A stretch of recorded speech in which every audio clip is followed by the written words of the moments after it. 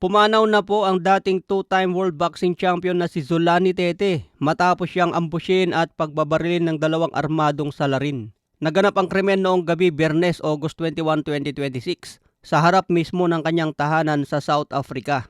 Ayon sa mga ulat ng pulisya sa South Africa, nakaupo si Tete sa loob ng kanyang kotse habang naghihintay na bumukas ang gate ng kanyang bahay nang bigla siyang lapitan ng dalawang hindi kilalang lalaki na nakamaskara. Agad na nagpaulan ng bala ang mga sospek. Sinubukan pa ni Tete na iabante ang sasakyan papasok sa bakuran niya upang takasan ang mga bala.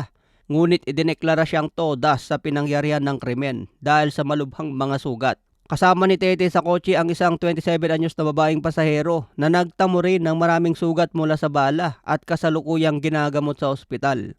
Nangyari ang trahedya sa edad na 38 mga boss, kung kailan naghahanda si Tete para sa kanyang pagbabalik sa ring. Kakatapos lamang ng kanyang 4 na taong suspension sa boxing dahil sa doping. Kaya magbabalik na sana si Zolani Teteng. Pero ito nga po ang nangyari sa kanya, masaklap mga boss. Si Tete ay kilala rin sa mundo ng boxing mga boss dahil former world champion ito. Hawak din niya ang world record para sa pinakamabilis na knockout sa isang world title fight, kung saan pinatumba niya noon si Gonya sa loob lamang ng 11 segundo. Matatandaan na si Zolani Tete rin ang tinalo ni General Casimero, kaya naging WBO bantamweight champion. Napakaaga po ng pagkawala ni Zolani Tete mga boss, edad 38 pa lang po siya at nakakagulat po ang nangyaring ito. Kaya ang buhay natin, hindi po natin alam kung kailan matatapos eh. Yung masaya pa tayo ngayon, bukas katapusan na pala. Kaya maganda rin yung sinasabi na gawin mo ang lahat ng nagpapasaya sa'yo dahil hindi mo alam ang kinabukasan. At least mawala ka man sa mundo, naging masaya ka. Sa iba pang balita, final weigh in ni Rolando Romero at Teofimo Lopez. Tumimbang si Lopez ng eksaktong 147 pounds. Si Romero naman 146.6 pounds. Kaya parehas pasok sa welterweight division mga boss. Walang overweight sa kanilang dalawa at magandang kanilang kondisyon.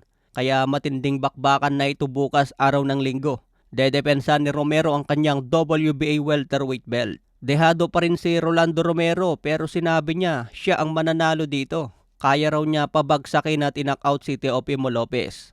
Pero sinabi nga po ni Bomac McIntyre na trainer ni Terence Crawford, mawawasak daw dito si Rolando Romero. Masakir ang mangyayari. Para sa kanya, mismatch daw ito mga boss dahil masyadong mataas ang skills ni Teofimo Lopez. Kaya abangan na lang po natin bukas, hindi po natin alam ang mangyari dito. Lamang nga talaga si Teofimo Lopez dito, lalo na kung hindi kayang pabagsakin ni Rolando Romero. Kaya abangan natin yan mga boss. Kanino kayo dito?